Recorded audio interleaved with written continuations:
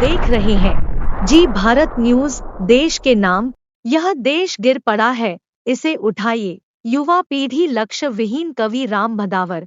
हमीरपुर जिले के मौधा कस्बा स्थित मीरा तालाब प्रांगण में बुंदेलखंड नवनिर्माण सेना के विनय तिवारी द्वारा 2 दिवसीय बुंदेलखंड महोत्सव का कार्यक्रम आयोजन किया गया था, जिसके दूसरे दिन दूरदराज से आए सुप्रसिद्ध कवियों द्वारा काव्य पाठ किया गया, जिसने इटावा से आए राम भदावर देश की राजनीति युवा पीढ़ी पर चिंता जताई और युवाओं को कविता के माध्यम से देश हित में सोचने पर मजबूर कर दिया। क्षेत्रवाद से बचना चाहते हैं, देश को बचाना चाहते हैं। हम जातिवाद से क्षेत्र को, देश को बचाना चाहते हैं। हम भाषावाद से देश को बचाना चाहते हैं। और इसी के साथ साथ जब कोई ये कहने लगे कि हिंदी को हाशिए पर रखो, हमारी भाषा को भाषा बनाओ, तब अपनों के खिलाफ बात तो बोलनी पड़ेगी। आदरणीय, किसको सुनाऊं राष्ट्रीयता के नए पदछंद में, किससे कहूं इस देश का निर्बाध अंतर्द्वंद में। कौन सुनता है कथाएं अब यहाँ बलिदान की, लोरियां भाने लगी हैं सभी को आराम की। कौन पूछे बिस्मिलों की माओ का क्या हाल है, किसको पड़ी है देश ये कितना कहां बेहाल है। दोष देते हैं सभी, सरकार जिम्मेदार है, देश के इस हाल पर नेताओं को धिक्कार है।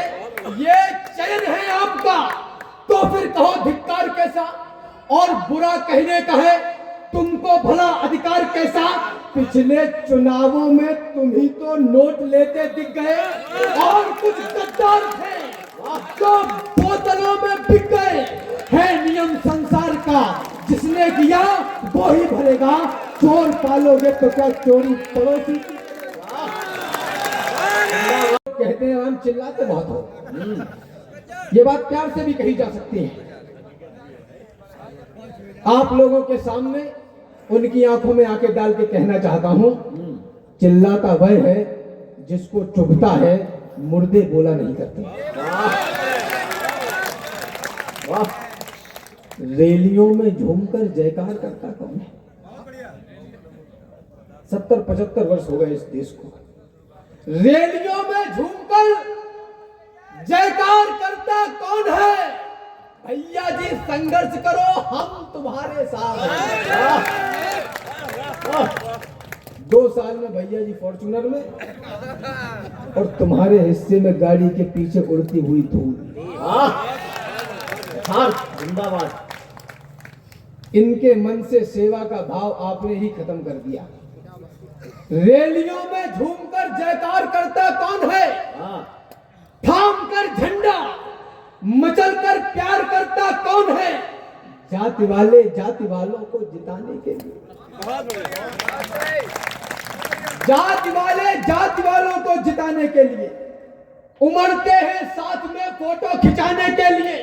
कुछ के तो उनकी जाति वाले दिलों से निकले नहीं, और कुछ सरकार चुनने दिलों से निकले। वर्षों में इस देश की युवा संतति के मस्तिष्क में यह बैठा दिया गया कि जवानी सिर्फ इश्क लड़ाने के लिए है और तुम नौकरी करने के लिए पैदा हुए। इस देश का युवा, परिस्थितियां इतनी विकट हो गई कि वो सड़कों पर जलने को मरने को तैयार है और छाती ठोक के कह रहा है कि हमें नौकर बना लो। धर्म क्षेत्र कुरुक्षेत्र के मैदान में दोनों सेनाएं आमने सामने खड़ी हैं।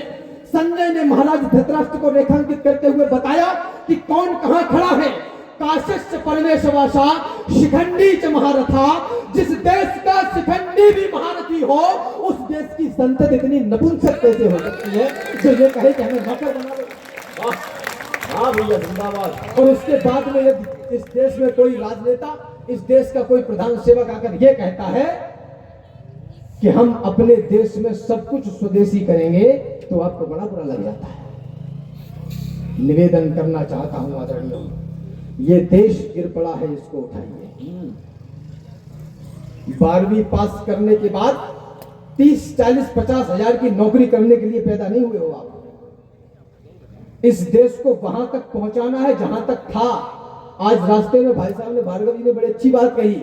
उन्होंने कहा कि ये देश भूखे नंगों का नहीं है, इस देश में जो आए वो भूखे नंगे थे।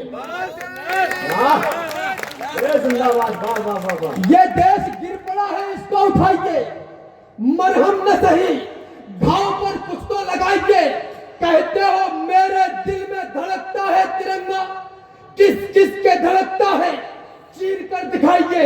और बेरोजगार हो तो डिग्रियों को फाड़ दो, इस देश को नौकर नहीं मालिक बनाइए। मेरे दिल में धड़कता है तिरंगा, किस किस के धड़कता है चीर कर दिखाइए। एक टिप्पणी करना चाहता हूं, आपको सरकारी नौकरी ही यदि आपके लिए रोजगार है तो ये देश युगों तक बेरोजगार रहने वाला है। और माफ करिए, सरकारी नौकरी आपको देश की सेवा के लिए नहीं चाहिए। आप चाहते हैं कि गवर्नमेंट तुम्हें अपनी छाती पर लाद ले और 60 साल तक तुम्हारी रोटियां चलाने का ठेका ले ले और इसके अलावा कुछ भी नहीं। ताली बजती है यहां पे। आप पढ़े लिखे हैं, आप बेरोजगार हैं, मुझे आपकी शिक्षा पर संदेह है।